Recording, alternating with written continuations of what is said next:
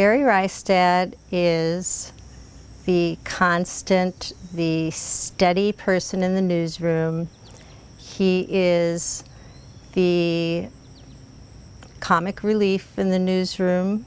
He is the guy who is eternally young, even though he's been there forever. He doesn't seem to age.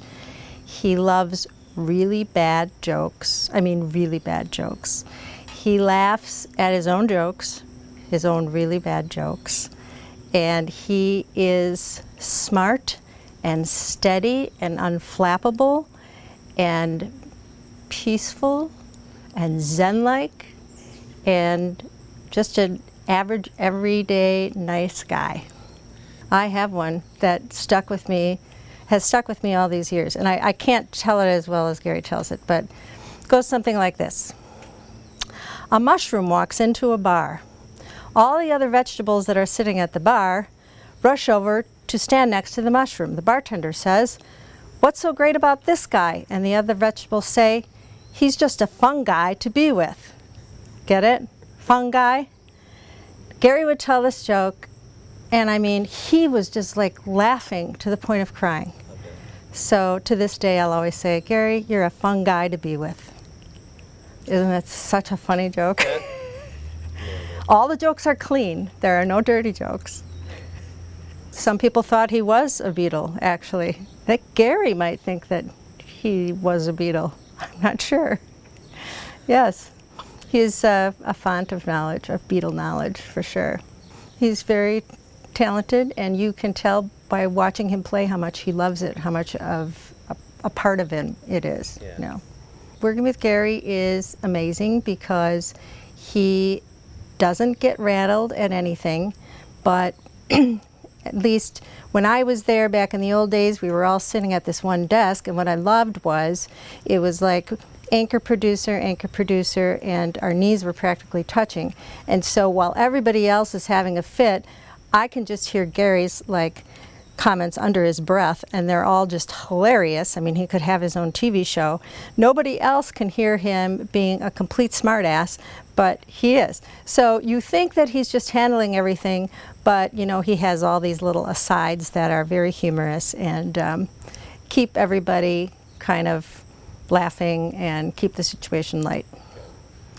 Yeah, and that's kind of emotional. John McCullough and his wife were never able to have children, and I would say that John considered Gary, you know, Gary would be like a son to John. I would say that I was like a daughter to John. His producers were very dear to him, and even if he didn't always show it, I think he really relied on his producers and really thought highly of them, and not only that, really cared for them, cared about what they did. I know John kept in touch with Gary, always called Gary, wanted to make sure Gary was doing all right, wanted to plant story ideas to Gary that he thought were very important. I'm not sure how many Gary followed up on, but you know, I talked to John at least once a week, and he would let me know that he had called Gary, and I always felt like this was just kind of our dad checking in with both of us and seeing how we were both doing. So so the day that John died, I was with Sandy, and the first thing she said to me was, "You should go home and call Gary." And that was one of the hardest things ever, and I called, and Denise was home, and fortunately Gary was there, and I think when we were talking, we both sort of felt the same thing. It was like this person who, like a parent, cared about everything you did, cared about every work story you wanted to tell, cared about just the minutia of everything, would talk to you about the old times, somebody who just really had your back. And some people thought he was a really difficult person to work with. And I think Gary and I would both laugh about that. You know, difficult maybe sometimes, but I really think of him as somebody who cared about me, and I know about Gary, whether he shared that with Gary or not. John in the day would play this, and this is before my time, would play this news game that they pull off the wires, and this, what's it called? So it was like the top, there's a music quiz, that's what it was called. I think it came in on the AP wire back in the rip and read days, and it would come down on, I want to say, like Thursday nights or Friday nights, and you'd rip it, and then it was, okay, it's time for the music quiz, and John was the one who would give the music quiz, and I, was not there during that time. Gary was 10 o'clock producer, but I can imagine that Gary won every week at the music quiz, and it was a very important part of their history. We have a picture from the old newsroom where Gary's sitting there on his typewriter and McCullough's doing this with his tongue out in the background. I have a copy of that picture too. Yeah. Gary at one time was the executive producer. I think to say that Gary is a producer is to really underestimate the role he plays there. He is, as I said before, he's the constant. He is the steady Eddie. He is the depth of that place. He's the guy who knows everything that's happened in this city. He can tell you the name of every alderman. He can give you the history of every important news story. Gary was there, and just like any good reporter, Gary is knowledgeable about world events and about local events.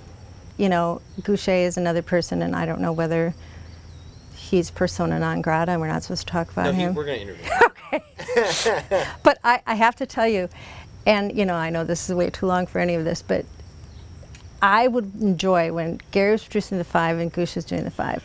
Goosh is like, love him to death, favorite anchor I've ever worked with.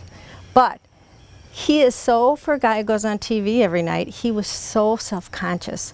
So Gary and I both produced Sunday Night, which was his talk show, at one time or the other. So Gary would go in and they'd tape Sunday Night. They'd come back out, and now they're going to work on the 5 o'clock news. And again, we're all at this little desk and our knees are all touching. So Goosh would sit, he'd be writing a story, then he'd turn to Gary and go, did you think that was okay when I did that? Did you understand when I asked that question? Gary would be, yeah. Goosh, yeah, no, it was really good. You go back, type a little bit more. Do you think that was a little over the line? And Gary would go, no, Goosh, no, I thought it was really good. That sums up their relationship.